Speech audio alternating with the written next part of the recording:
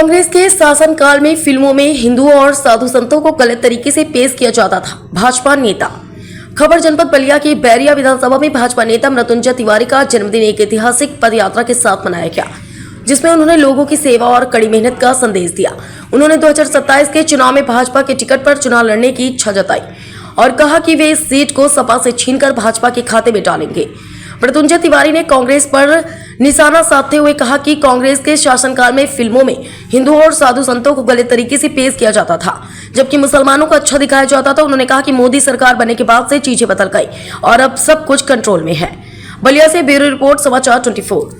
बैरिया विधानसभा जो मेरा 2007 से मैं वहाँ तैयारी करता हूँ और बैरिया विधानसभा में जितना मैंने तैयारी किया है उतना ये है कि अगर पार्टी हमारे ऊपर विश्वास जताती है, हमको टिकट देती है, तो मैं पार्टी को एक सीट ज़्यादा वोटों से जीत करके मैं पार्टी का मनोबल बढ़ाऊंगा। और बलिया में देखिए, मुझे अगर टिकट मिलता है बैरिया, तो भगवान के आशीर्वाद से जो हमारा पकड़ बलिया विधानसभा में है, ये हमारा दावा है कि बलिया विधानसभा भी हम लोग जीत जाएंगे चुनाव, क्योंकि हमारी जो लोकप्रियता है बैरिया से बलिया में कम नहीं है।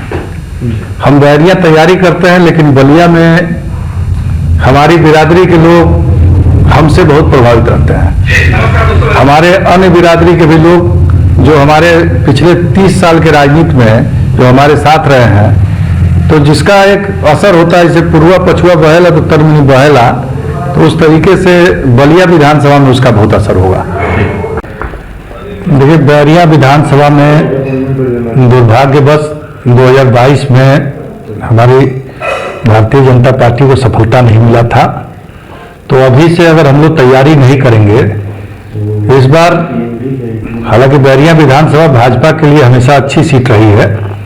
हमारे पूर्व के नेता भरत सिंह जी वहाँ कई बार विधायक रहे,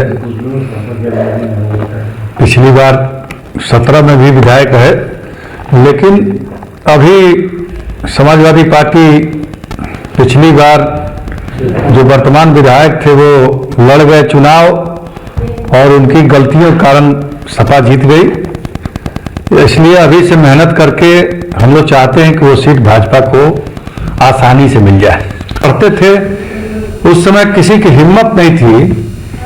हिंदुस्तान में जब सिनेमा बनता था, कांग्रेस सरकार थी, तो हिंदुस्तान में अगर खूब बढ़िया और जुझारू दोस्त और ईमानदार दोस्त दिखाना होता तो अली मियाँ बादशाह खान को दिखाया जाता था, और जितना बेईमान दिखाया जाता था, चुड़की वाला साधु को ठग दिया जाता था और ठग बनाया जाता था। तो ये चीज हमारे यहाँ लगातार परोसी जा रही थी। आज धीरे धीरे मोदी जी के आने के बाद सारी स्थिति कंट्रोल में करके, और जो भी आप देखिए, हर जनपद में एक बड़ा गुंडा एक जाति विशेष का होता था, बड़ा से बड़ा गुंडा। आप जाकर के देख लीजिए, हर जगह शहर के अगल बगल कहीं एक बड़े इलाके का बड़ा गुंडा होता था। लेकिन अब मोदी जी के आने के बाद माननीय महाराज जी ने तो उत्तर प्रदेश में बहुत ही लगभग कंट्रोल कर लिया है, लेकिन प्रधानमंत्री जी के आने के बाद से माहौल बदल गया है। अब मुसलमान भी अपनी कुरीतियों के बारे में बताते हैं कि हम ये चीज गलती है, लेकिन पहले तो हिम्मत नहीं था कि किसी भी चीज में अल्लाह के बारे में कुछ बोल दे।